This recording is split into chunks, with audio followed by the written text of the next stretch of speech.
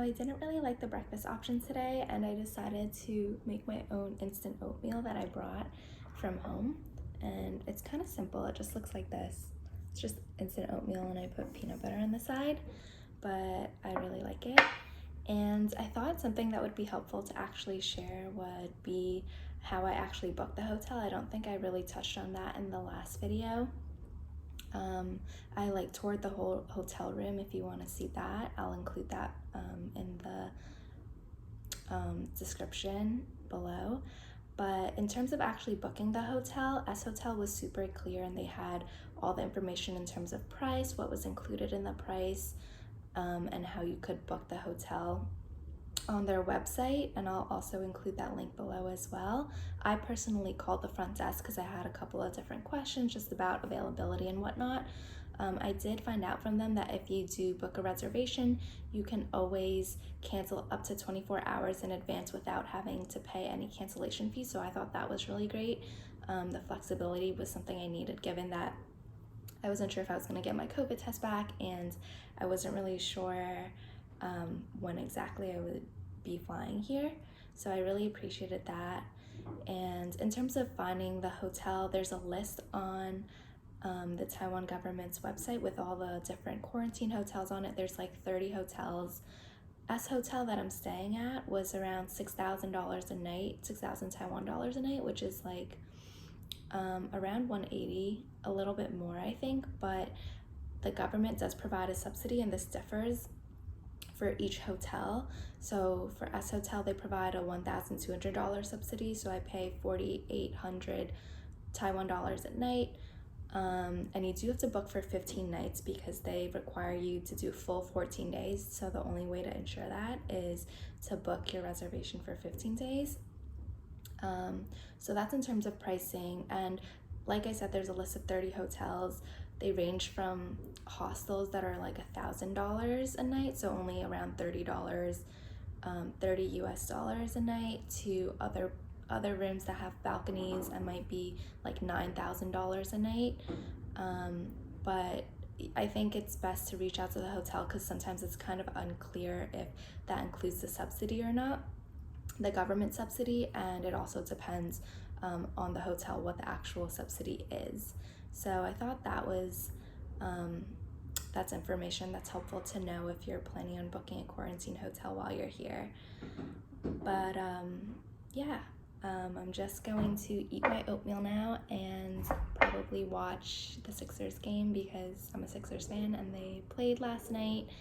So I'm just gonna do that and start my day.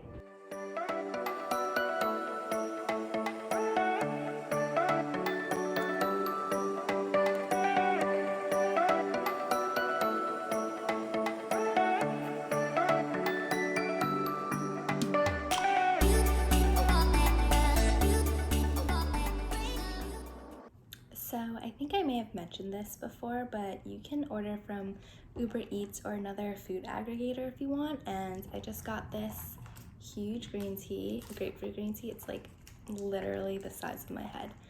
And this was 60 Taiwan dollars, so less than or around $2 US dollars, which is really good because in New York, one of these could probably cost like $5 to $6, so it's a fraction of the cost. But if you order from Uber Eats or another food aggregator, the lobby will receive it for you and then they'll bring it up. And honestly, S Hotel has been amazing about it. I've ordered a couple different things now, and every time it gets delivered to the lobby, I usually hear my doorbell ring, and it's right outside my door in like within 5 minutes of it getting delivered to the hotel. So I've never really had to wait much longer for it, so that's really convenient, and they'll bring it up at any time. I remember seeing like other hotels where they said like if you order from a food aggregator, it has to be delivered between this time and that time, and S Hotel doesn't have that requirement in place, so they have a little more flexibility in that sense. But yeah, so I'm gonna drink my tea. Hello. 你有没有瓶装水？快喝完了。OK， 好，就这样子，谢谢，拜。today I asked them for water, so I think it's outside. They leave it where they leave the meals usually. Yeah, they gave me a whole case today. So, oh my god, I can't hold it with one hand. But yeah, this is where they leave any supplies that you ask them for. So I'm gonna bring this in. All done. They're really nice about giving you whatever you need. So I've asked for paper towels, water, towels, whatever I need, they'll bring me. I also thought it would be helpful to kind of just provide an update on how quarantining has been and what I've been doing to pass my time, because a few of my friends have been asking me how I'm doing and what I'm doing during the day. I will say I definitely had a good amount of anxiety coming into this, just thinking about being stuck in one room. But so I was kind of mentally prepared for this to be a really tough time, but surprisingly it hasn't been too bad, maybe because I set a certain expectation. And I also came in with certain things in mind or activities that I knew I wanted to put my energy into. So for example, like bullet journaling this morning and creating a bullet journal, that was super fun because my day-to-day job is not very artistic. There's a lot of critical thinking, but it's not very creative or artistic. So it was nice to just put my energy into something different that's gonna have a tangible outcome. It really like boosts my mood and makes me feel a lot more productive, because I think I mentioned I can't work while I'm here. Although I can't work, there's other things I can put my time and energy into that will make me feel productive. So besides bullet journaling, I've obviously also been putting together these videos, and I've never created videos before this, but I did study journalism in college as one of my majors, so it's been fun to kind of get back into storytelling, especially in a visual way. So I would say thinking of finding something that's creative or fun for you to do while you're here that will result in some type of tangible outcome. I think that's a good way to feel productive and boost your mood.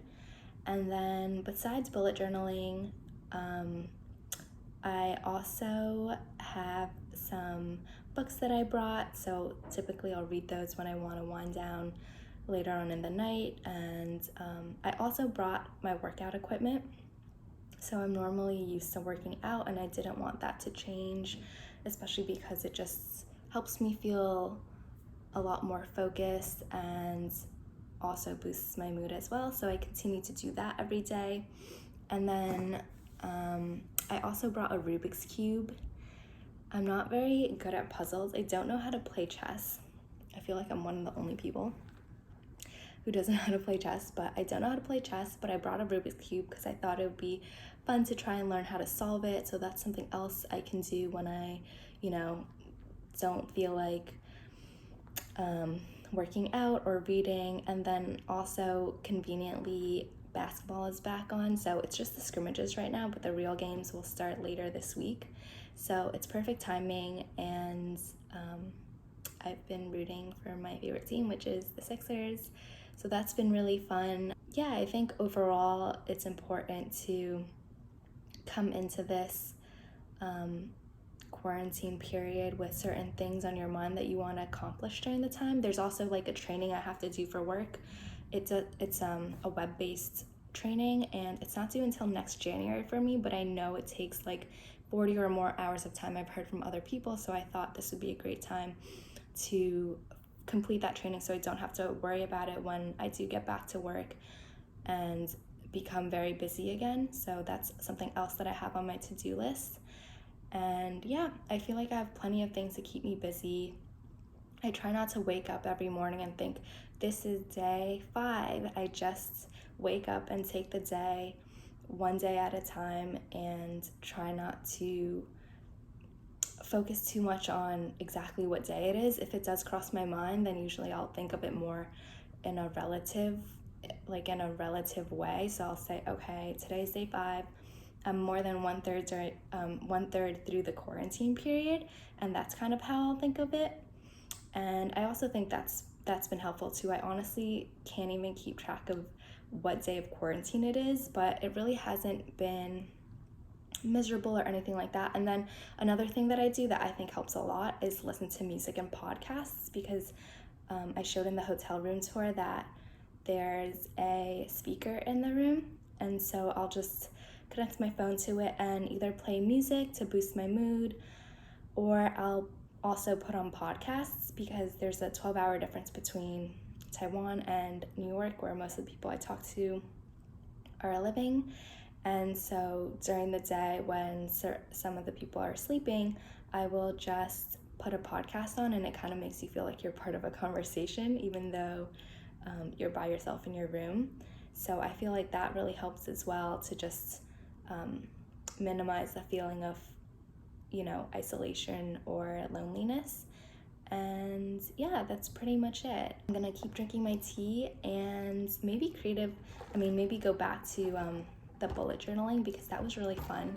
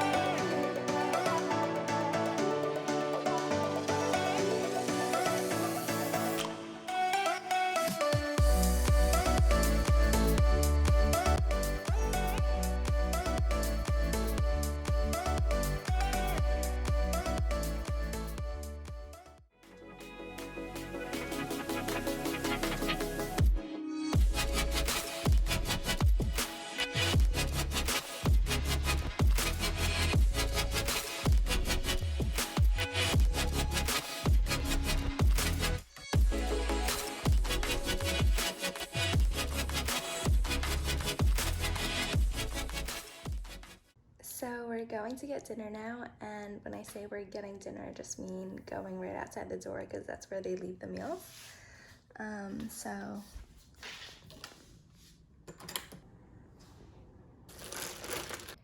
tonight's dinner is a salad with roast beef and some kind of dressing. I usually don't use the dressing, but they always provide it.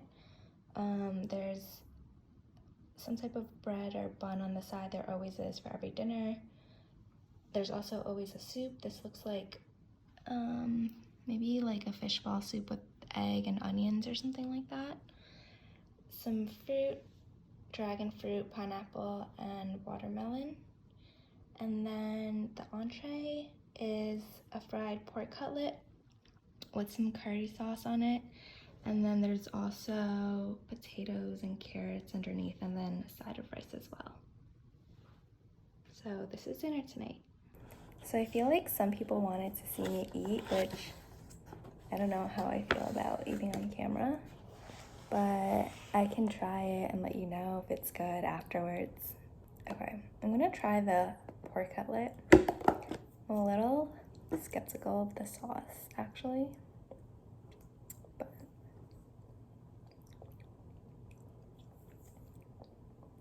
oh, it's kind of spicy. It's not bad. It's kind of like a peanutty curry flavor, which I've never had like peanut curry before. I don't know, it kind of tastes a little like Thai to me. Okay, let's try this.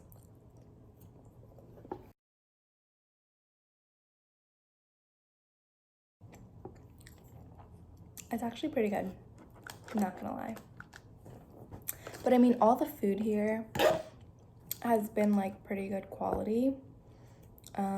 Like I had clam chowder the other day, and it had whole clams on the shell.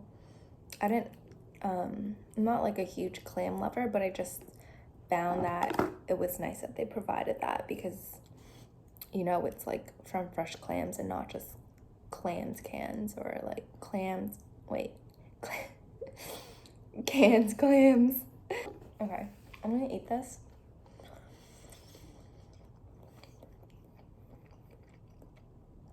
I'm gonna eat this and probably watch a basketball game because the scrimmages are on now and I enjoy watching them. The scrimmages started at the perfect time. It was like just a few days into my quarantine. After I was able to settle in, so it was literally perfect timing. Like, I settled in and then the game started, and now I have something to watch every day because I'm not a big show person. I haven't watched any shows or like watched the TV or Netflix or anything. It's just not really my speed. But basketball games I can watch. Like yesterday I think I watched 2 or 3, which is kind of a lot, but they're so much fun. Okay, I'm gonna watch this now and eat.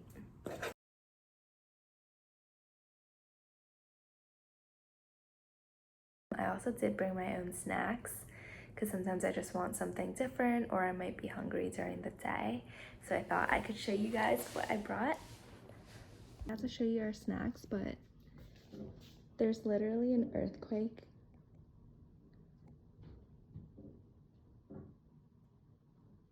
You can kind of see the blind shaking a little.